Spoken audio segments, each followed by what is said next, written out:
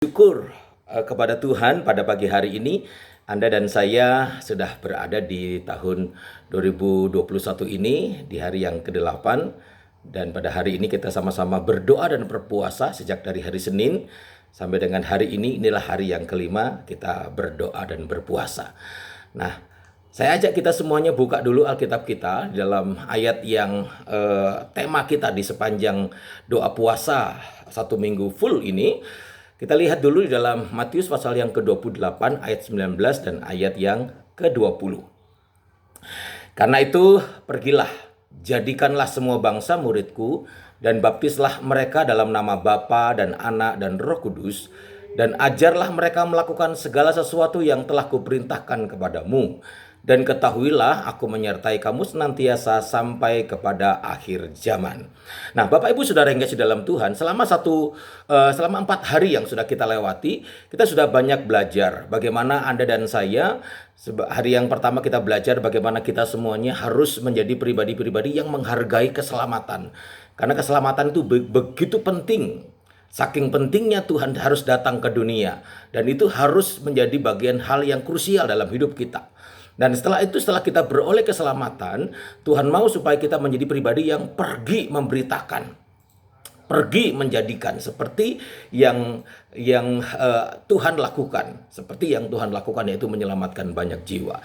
Dan kemudian kita harus mengajar, kita harus diajar, kita harus dimuridkan. Itu yang kita bahas kemarin. Nah, terus kemudian ketahuilah bahwa Tuhan berjanji dan janjinya itu pasti ya dan amin. Yaitu dia menyertai Bapak Ibu Saudara dan saya. Nah, hari ini kita akan berbicara tentang akhir zaman. Karena dikatakan di sana, dan ketahuilah aku menyertai kamu senantiasa sampai kepada akhir zaman. Artinya penyertaan Tuhan, artinya pemberitaan itu sampai harus kepada akhir zaman. Nah, Bapak Ibu Saudara, kalau saudara perhatikan kata sampai kepada akhir zaman atau the second coming of Christ, itu adalah sebuah nubuatan besar yang sedang menuju kepada penggenapan. Sekali lagi ya, saudara ya, the second coming of Christ atau akhir zaman itu adalah sebuah nubuatan besar dari Tuhan yang sedang menuju kepada penggenapan, yang sedang menuju kepada pembuktiannya. Dan hari-hari ini, dalam kondisi yang kita hadapi hari-hari ini, sesungguhnya itu adalah tanda-tanda bagian dari penggenapan Tuhan untuk kedatangan Yesus pada kali yang kedua sebagai hakim yang akan menghakimi dunia. Jadi berbicara tentang pemberitaan, berbicara tentang pemberitaan di Injil, itu adalah ada erat hubungannya dengan sebuah nubuatan besar, yaitu the second coming of Christ atau akhir zaman. Dengan kata lain, Bapak Ibu Saudara, discipleship atau pemuritan itu sangat erat hubungannya dengan kedatangan Kristus Yesus pada kali yang kedua. Ini sangat erat hubungannya. Sebab itu gereja kita mengambil satu tema penting di awal 5 tahun ke depan, yaitu tahun ini menjadi gereja yang memuridkan. Nah, Bapak Ibu Saudara ya. Nah, discipleship atau pemuritan itu bagian dari tanda-tanda kedatangan Yesus pada kali yang kedua. Atau tanda-tanda kedatangan Yesus pada kali yang kedua erat hubungannya dengan yang namanya pemuritan. Erat hubungannya dengan namanya discipleship. Sangat erat hubungannya. Yuk nanti kita akan lihat kenapa kok erat hubungannya. Apa hubungannya antara pemuritan dan akhir zaman dan tanda-tanda kedatangan Yesus pada kali yang kedua. Apa hubungannya antara pemuritan itu dengan yang dinamakan the second coming of Christ? Apakah ada hubungannya? Ternyata erat sekali hubungannya, Bapak Ibu Saudara. Yuk kita lihat Saudara ya. Perhatikan baik-baik. Ini salah satu, saya berikan kepada kita salah satu tanda di akhir zaman, salah satu tanda-tanda bahwa Yesus akan datang pada kali yang kedua, the second coming of Christ itu adalah seperti ini. Matius 24 ayat 9 sampai 11. Ini Yesus sendiri yang mengatakan. Dikatakan begini. Pada waktu itu kamu akan diserahkan supaya disiksa, dan kamu akan dibunuh dan akan dibenci semua bangsa oleh karena namaku. Dan banyak orang akan murtad, dan mereka akan saling menyerahkan dan saling membenci. Banyak nabi palsu akan muncul dan menyesatkan banyak orang. Sekali lagi saudara ya, pada waktu itu kamu akan diserahkan supaya disiksa, dan kamu akan dibunuh dan akan dibenci semua bangsa oleh karena namaku. Ada banyak orang yang murtad. Saya berikan tulisan yang berbeda, warna yang berbeda. Akan ada banyak orang yang murtad dan mereka akan saling menyerahkan dan saling membenci. Ayat 11 lebih jelas. Banyak nabi palsu akan muncul dan menyesatkan banyak orang. Ayat selanjutnya saudara, kalau ditambah lagi ayat yang ke-23, tadi ayat 9 sampai 11, sekarang ayat 23 sampai 25. Pada waktu itu jika seorang berkata kepada kamu, lihat, Mesias ada di sini, atau Mesias ada di sana, jangan kamu percaya. Sebab Mesias-Mesias palsu dan nabi-nabi palsu akan muncul, dan mereka akan mengadakan tanda-tanda yang dahsyat dan mujizat-mujizat, sehingga sekiranya mungkin mereka menyesatkan orang-orang pilihan juga, menyesatkan orang-orang percaya. Perhatikan, camkanlah, aku sudah mengatakannya terlebih dahulu kepada kamu. Artinya Bapak Ibu Saudara, di akhir zaman, di masa-masa kedatangan Yesus pada kali yang kedua, di saat-saat Yesus akan datang pada kali yang kedua, ada sebuah nubuatan yang terjadi, yang akan terjadi. Salah satunya akan muncul yang namanya nabi palsu, akan muncul yang namanya penyesatan, akan muncul yang namanya kemurtatan. Bapak Ibu Saudara, akan muncul banyaknya nabi palsu dan mesias-mesias palsu yang mengajarkan pengajaran-pengajaran palsu yang membuat orang lain menjadi tersesat, yang membuat orang-orang percaya bisa saja menjadi murtad dan lain sebagainya. Ini adalah satu tanda-tanda yang begitu besar yang akan terjadi menjelang kedatangan Yesus pada kali yang kedua. Bapak Ibu Saudara, akan banyak muncul pengajaran-pengajaran yang palsu. Artinya Bapak Ibu Saudara, di mana kita hidup itu banyak akan terjadi nabi palsu, penyesatan, kemurtatan, pengajaran-pengajaran palsu. Tetapi bukan berarti kita menjadi pribadi yang saling curiga, saling menghakimi sebagai sesama gereja Tuhan. Bukan Bapak Ibu Saudara. Karena kita tahu bahwa dalam Matius 7 ayat 15 sampai 18 dikatakan, waspadalah terhadap nabi-nabi palsu yang datang kepada kamu dengan menyamar seperti domba. Tetapi sesungguhnya mereka adalah serigala yang buas. Dari buahnya lah kamu akan mengenal mereka. Dapatkah seorang memetik buah anggur dari semak duri atau buah ara dari rumput duri? Artinya yang penting kita harus tahu dari buahnya. Dari buahnya kita akan tahu, akan mengerti mana yang pengajaran palsu, mana yang nabi palsu, mana penyesatan dan lain sebagainya. Oleh sebab itu kita bukan berarti harus menghakimi, oh gereja sana palsu, gereja sana terjadi penyesatan, ajaran-ajarannya. Ya, kita tidak perlu menghakimi seperti itu. Yang penting adalah kita harus kenali dari buahnya. Buahnya seperti apa? Tindak lanjutnya seperti apa? Nanti kita pasti akan terlihat. Jadi Bapak Ibu Saudara, saudara perhatikan baik-baik. Munculnya nabi palsu, munculnya penyesatan, munculnya pemurtatan, itu erat hubungannya dengan pengajaran atau discipleship. Munculnya nabi palsu, penyesatan, kemurtatan di akhir zaman menjelang the second coming of Christ, ini erat hubungannya dengan pengajaran Bapak Ibu Saudara. Erat hubungannya dengan discipleship. Sebab itu gereja Tuhan harus terus meningkatkan discipleship, pengajaran. Harus terus tingkatkan pemuritan. Karena apa?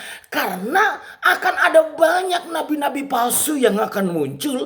Akan banyak terjadi penyesatan demi penyesatan yang terjadi. Akan banyak orang-orang yang tidak kuat dengan pengajaran, yang tidak mengalami dimuridkan dan memuridkan. Mereka bisa jadi menjadi pribadi yang murtad, Bapak Ibu Saudara. Nah, oleh sebab itu kita harus belajar discipleship yang seperti bagaimana yang harus kita lakukan di akhir zaman ini. Dan ini juga merupakan tanda-tanda positif yang lain. Kalau tadi sebuah tanda yang menurut saya tanda-tanda yang negatif, yaitu akan muncul nabi palsu, akan muncul pengajaran penyesatan dan lain sebagainya. Tapi ketahuilah Bapak Ibu Saudara, ada berita, ada good news buat Anda dan saya. Ada berita baik buat Bapak Ibu Saudara dan saya. Anda dan saya yang meresponi firman Tuhan tidak akan pernah bisa mengalami hal-hal yang menyesatkan, hal-hal yang memurtadkan, hal-hal yang mendorong kita jauh, bahkan akhirnya tidak percaya kepada Tuhan. Tetapi Tuhan memberikan satu hal yang luar biasa. Inilah yang saya sebut dengan good news buat Anda dan saya. Yuk, seperti apa? Kita lihat saudara, dalam Kisah Para Rasul 2 ayat 17 sampai 21. Ini adalah kutipan dari Yoel 3 ayat 28 sampai 32. Sekali lagi, Kisah Para Rasul pasal yang kedua ayat 17 sampai 21. Saudara perhatikan baik-baik, saya akan bacakan buat kita semuanya. Akan terjadi pada hari-hari terakhir. Ini berbicara tentang kondisi akhir zaman. Akan terjadi pada hari-hari terakhir, demikianlah firman Allah, bahwa aku akan mencurahkan rohku ke atas semua manusia. Maka anak-anakmu laki-laki dan perempuan akan bernubuat. Dan teruna-terunamu akan mendapat penglihatan-penglihatan. Dan orang-orangmu yang tua akan mendapat mimpi. Juga ke atas hamba-hambaku laki-laki dan perempuan akan kucurahkan rohku pada hari-hari itu, dan mereka akan bernubuat. Dan aku akan mengadakan mujizat-mujizat di atas, di langit, dan di tanda-tanda di bawah, di bumi.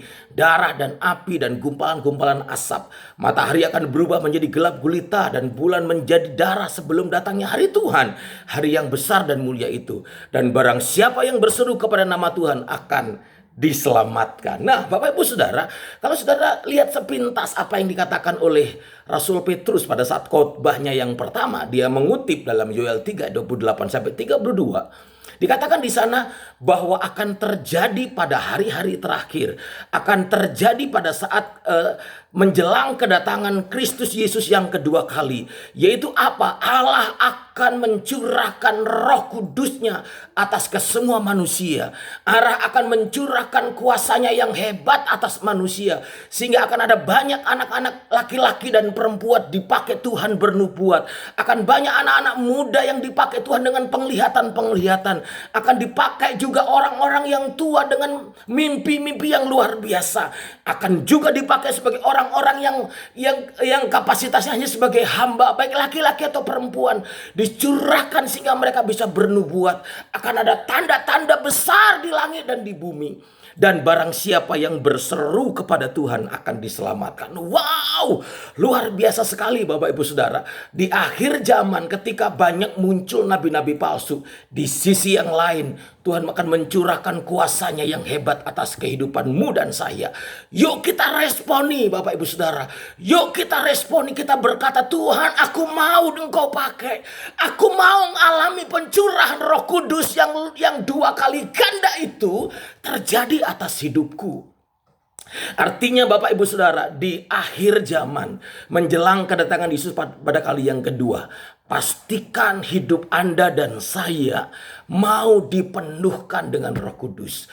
Anda dan saya harus berada dalam kepenuhan Roh Kudus. Harus ada dalam pimpinan Roh Kudus, penguasaan Roh Kudus secara full, secara penuh Bapak Ibu Saudara. Pastikan hidup kita, hidup Bapak Ibu Saudara dan saya, Tuhan, penuhi aku setiap hari dengan Roh Kudus-Mu. Pimpin hidupku dengan Roh Kudus-Mu. Kuasai hidupku sehingga perkataanku adalah perkataan nubuat bagi orang lain. Menguatkan orang lain, membawa orang lain makin percaya kepadamu. Kalaupun aku bermimpi bagaimana Tuhan menyatakan kuasa yang hebat atas kehidupanku, atas keluargaku, atas gerejaku. Saudara, ini bukti bahwa kita akan dipakai Tuhan. Pastikan Anda dan saya menjadi pribadi yang penuh dengan Roh Kudus dan mau dikuasai dan dipimpin oleh Roh Kudus. Ada tanda-tanda yang lain Bapak Ibu Saudara. Dikatakan di sana dalam Mika pasal yang keempat ayat 1 dan 2. Juga dalam Yesaya 2 ayat 2 dan 3. Dikatakan di sana begini Saudara. Akan terjadi pada hari-hari yang terakhir, gunung rumah Tuhan akan berdiri tegak mengatasi gunung-gunung dan menjulang tinggi di atas bukit-bukit. Bangsa-bangsa akan berduyun-duyun ke sana. Dan banyak suku bangsa akan pergi serta berkata, mari kita naik ke gunung Tuhan, ke rumah Allah Yakub, supaya ia mengajar kita tentang jalan-jalannya. Dan supaya kita berjalan menempuhnya. Sebab dari Sion akan keluar pengajaran dan firman Tuhan dari Yerusalem. Perhatikan baik-baik.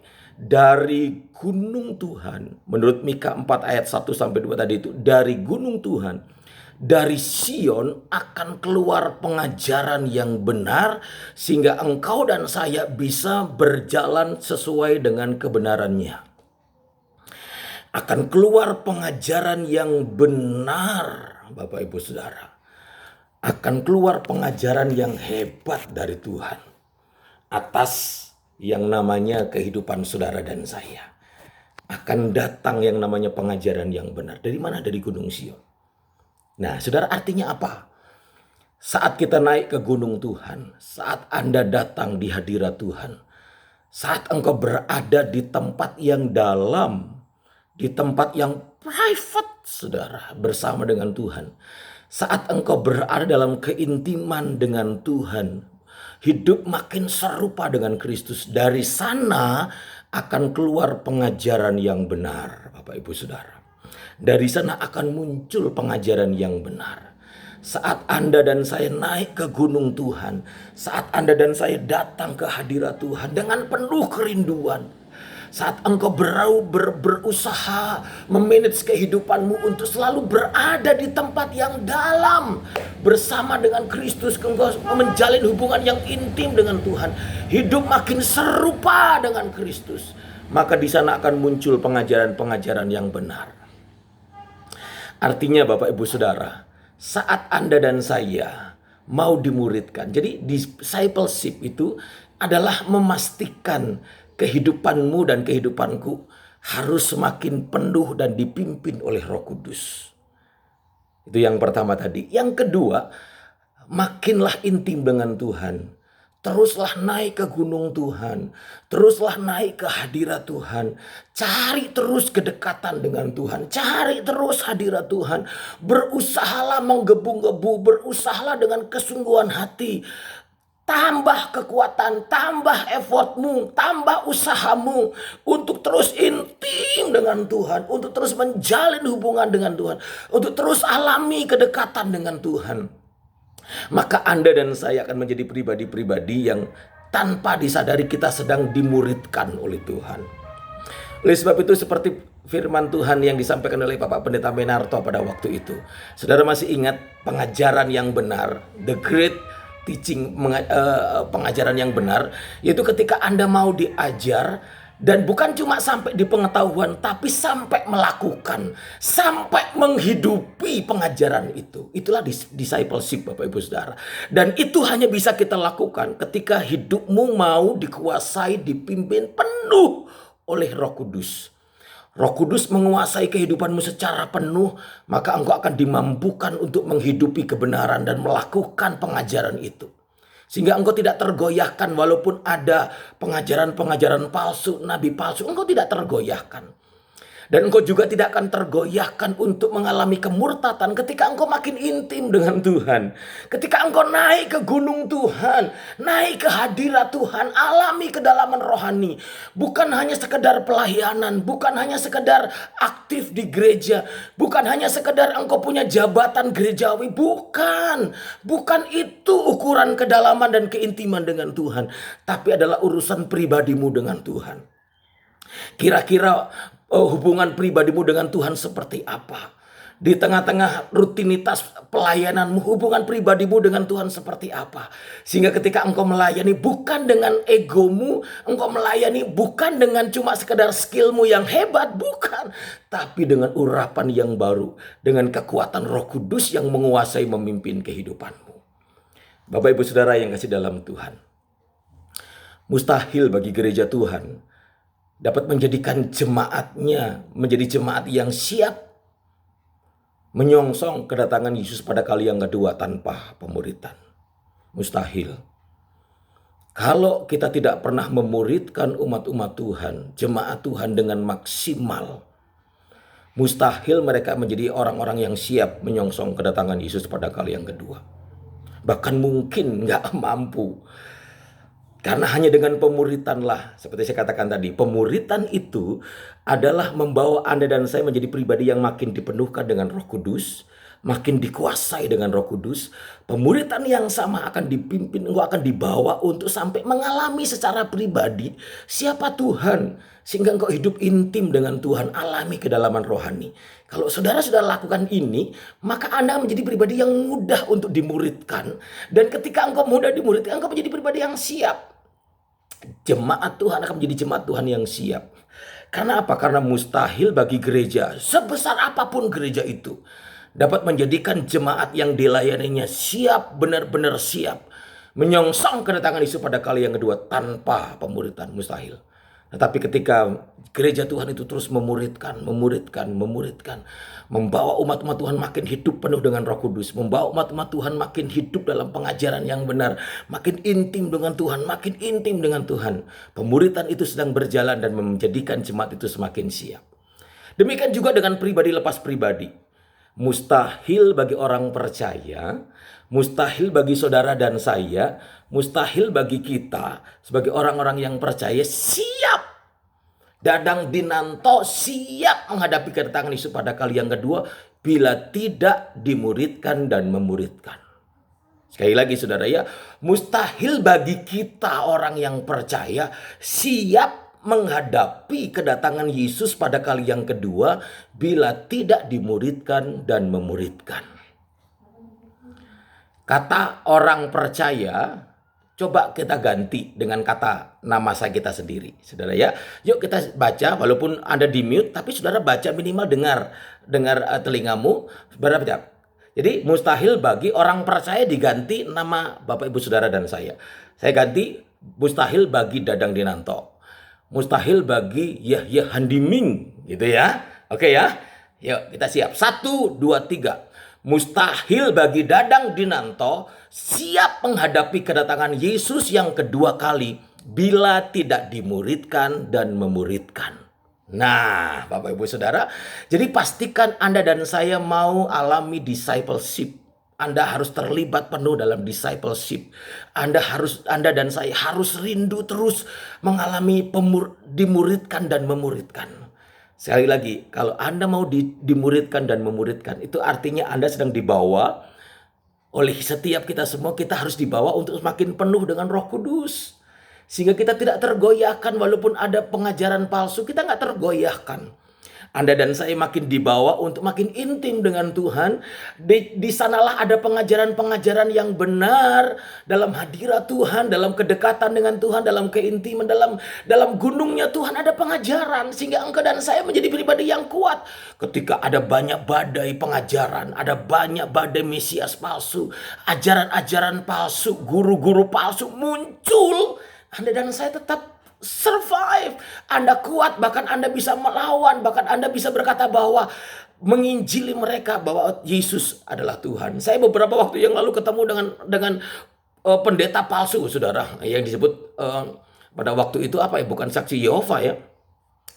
Kristen Science kalau nggak salah, ngobrol dengan saya. Dari situ saya mulailah berkata-kata tentang kebenaran firman Tuhan. Dan akhirnya ada beberapa hal yang dia tidak bisa menjawabnya. Dan saya katakan, coba Anda berpikir sebelumnya. Coba baca ayat ini dan coba berpikir. Jadi Bapak Ibu Saudara, Anda dan saya kan menjadi pribadi yang kuat ketika harus menghadapi guru-guru palsu, pengajaran-pengajaran palsu. Dan kita tidak mudah untuk murtad, begitu saudara ya. Saat apa? Saat Anda dan saya menjadi pribadi yang kuat dalam kepenuhan Roh Kudus, menjadi pribadi yang kuat dalam pengajaran, ada di hadirat Tuhan. Sekali lagi saudara ya, ganti orang percaya dengan nama Bapak Ibu Saudara dan saya. Sekali lagi kita tanamkan dalam pikiran hati kita. 1, 2, 3. Mustahil bagi Dadang Dinanto siap menghadapi kedatangan Yesus yang kedua kali bila tidak dimuridkan dan memuridkan. Puji Tuhan, kiranya Tuhan Yesus memberkati dengan pesan Tuhan, dengan firman Tuhan pada hari ini. Sebelum kita akan masuk dalam doa-doa kita, yuk kita tundukkan kepala kita berdoa. Bapa di dalam surga, kami datang kepadamu ya Tuhan. Seperti firman-Mu yang sudah kami dengar pada pagi hari ini. Kami rindu ya Tuhan, supaya kami boleh terus dituntun oleh Tuhan menjadi pribadi yang semakin dekat dengan Tuhan. Di tengah-tengah keadaan dunia yang semakin penuh dengan tanda-tanda kedatanganmu pada kali yang kedua, kami berdoa kami harus menjadi pribadi yang mau dimuridkan dan memuridkan. Kami harus makin hidup penuh dengan Roh Kudus. Kami harus semakin mencari, naik ke gunung Tuhan. Kami harus terus tingkatkan keintiman kami dengan Tuhan. Karena itu yang membawa kami menjadi pribadi yang semakin kuat. Sebentar kami akan masuk dalam pokok-pokok doa kami. Kami percaya Roh Kudus Engkau ada di tempat ini. Roh Kudus Engkau sedang menjamah pribadi lepas pribadi, rumah demi rumah di mana ada persekutuan dengan Tuhan. Dalam nama Yesus berkaryalah. Di dalam nama Yesus kuasa-Mu bekerja. Terima kasih Bapa. Kami serahkan hidup kami selanjutnya dalam doa-doa kami di dalam nama Tuhan Yesus Kristus. Haleluya. Amin. Puji Tuhan.